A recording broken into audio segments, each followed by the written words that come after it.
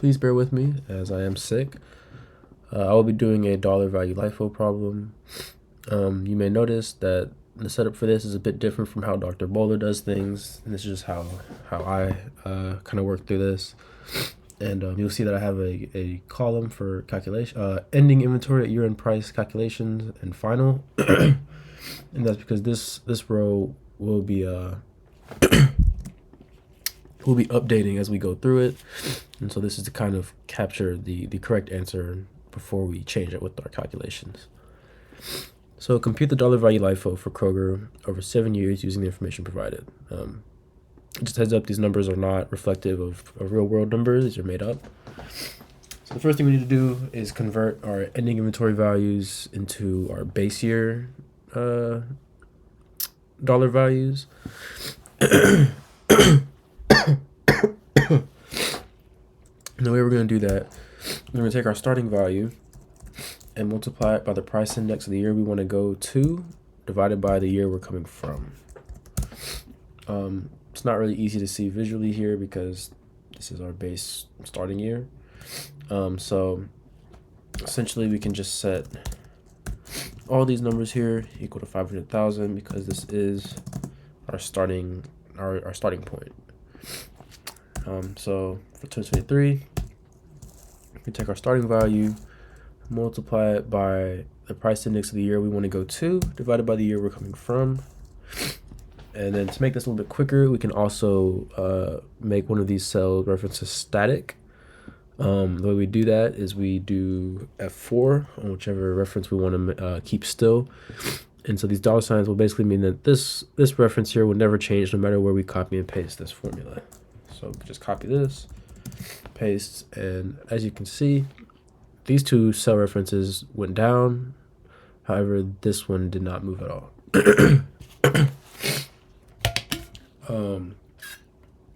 So next, we want to calculate our basically the new layer of inventory in base year prices. So the way we're gonna do this, we're just gonna take our current year in base year dollars and subtract it from the year before. So we can see here there's an increase of $44,444 in base year dollars, right?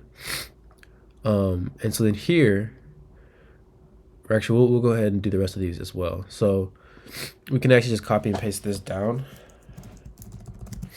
So as you can see, like we're still subtracting the current year that we're in minus the one before it. And you might notice that we do have some negative numbers, and we'll touch on that in a second. So now we want to convert this value, our effective LIFO layer, from base year prices to the price or the dollar value of the year it's actually in. So in this case, we want to convert this from $2022 to $2023, this from $2022 to $2024, and so forth. So we're gonna do what we did earlier, basically.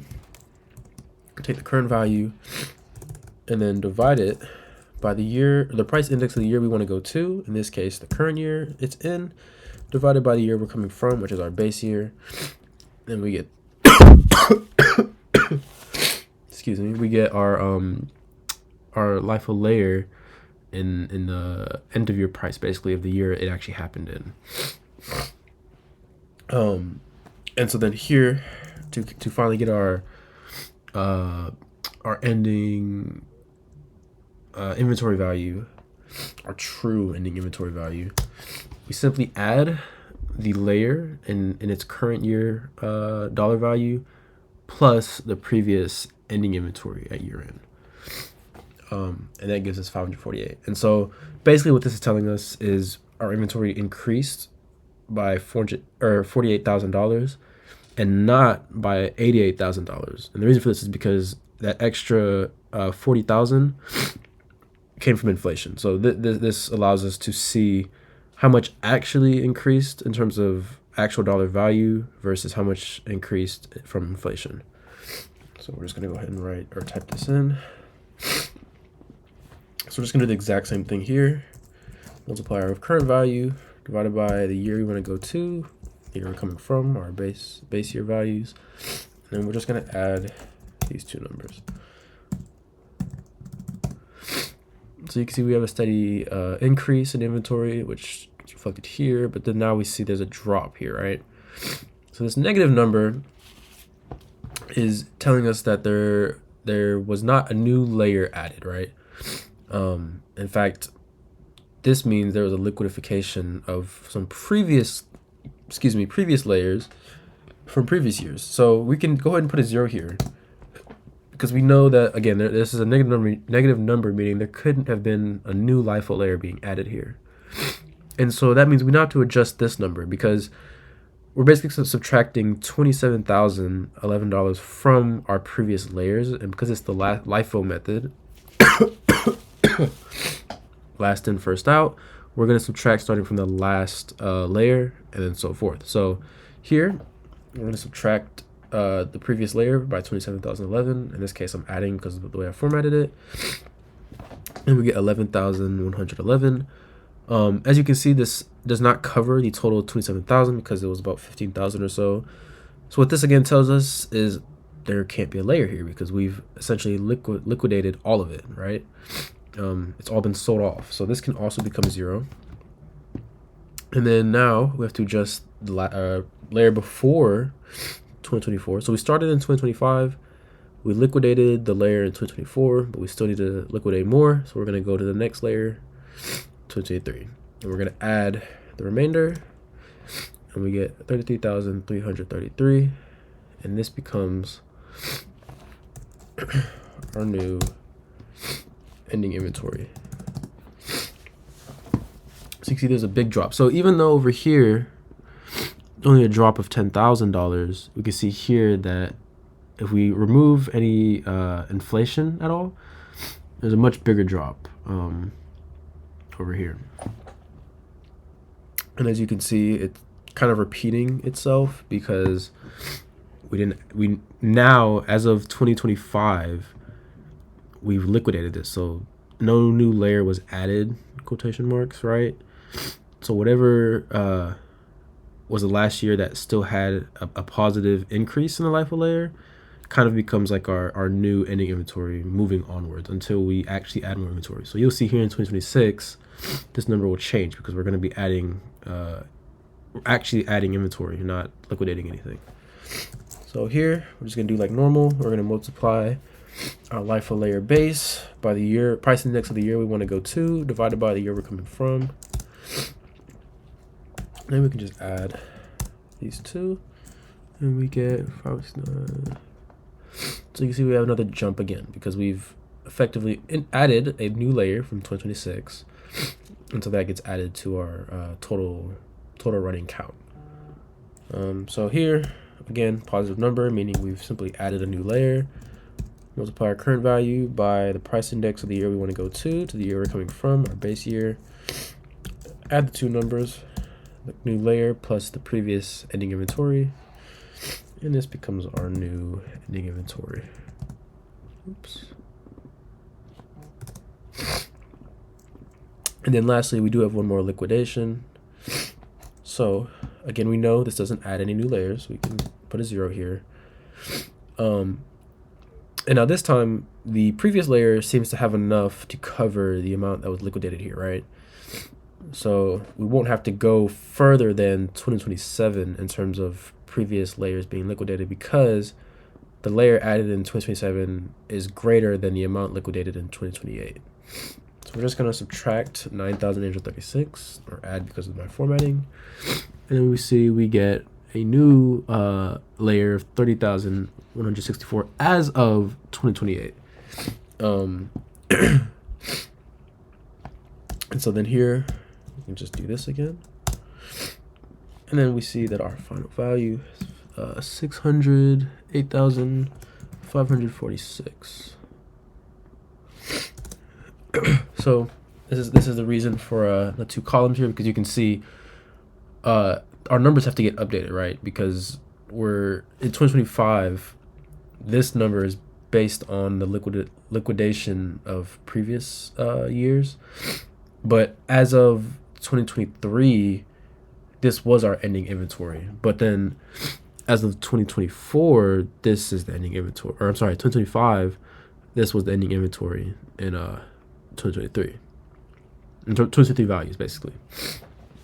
So the main reason that companies use dollar value LIFO instead of just the regular version of LIFO is because, say you have a company like Kroger that sells multiple products that are like all different kinds. It can be very difficult and practically impossible to kind of keep track of every single product type, and perform the LIFO method that way. And so by using the dollar value LIFO method, instead of tracking actual unit numbers, like physical units, they're tracking the value of said units in dollars, hence, dollar value LIFO. And so this makes it easier for companies that may, let's say they have just very large inventory of varying types of products. This tends to be a more efficient and effective a way of tracking their inventory. And then for my real world example, I have a 10K form from Kroger pulled from the Edgar database.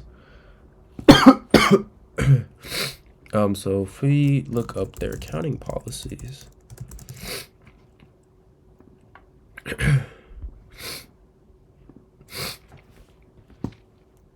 we can see some footnotes.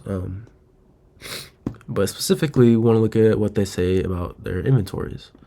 So this is kind of explaining that they are using LIFO. But here we can see specifically the company follows the link chain dollar value LIFO method for purposes of calculating its LIFO charge. The link chain, I think, is kind of like a sub method within the dollar value LIFO method. Essentially, they are using the dollar value LIFO method, but then the link chain is like a I guess alteration within the dollar value LIFO method. But the important thing here is the fact that they are using the dollar value LIFO method. And again, this is likely due to the fact that Kroger carries several different products of different categories. Obviously, they carry groceries and food and produce and whatnot, but any Kroger also likely carries maybe some like dog food, cooking utensils, cooking supplies like pots and pans. They tend to have maybe a small pharmacy section with medicines. I think they also tend to have like shampoos and soaps, kind of like just general self body care items. And so it can be difficult for a company to keep track of the units of every single thing from across several different categories. And so by valuing their inventory in terms of dollars, this allows them to kind of stay on top of keep accurate counts of inventory more easily. And another great thing about dollar value LIFO is this, again, like I mentioned earlier, can help notice or help remove any what's the word? Discrepancies from inflation. So as you can see here, our final inventory, right, ending inventory, increased from by 48,000 in 2022 to 2023. If we look at the original values we had, it actually says 88,000, but we know 40,000 must have been from inflation. The actual value of inventory added was only 48,000, and then that kind of shows across all the numbers here. This is because we're accounting for inflation by converting using our price indexes. So we're looking at base years and then reconverting back. So we're eliminating any rises or even potential, I guess, decreases from inflation/deflation. And so dollar value LIFO also helps to kind of catch that and avoid making misjudgments or miscalculations from numbers that might be a bit inflated as a result of inflation.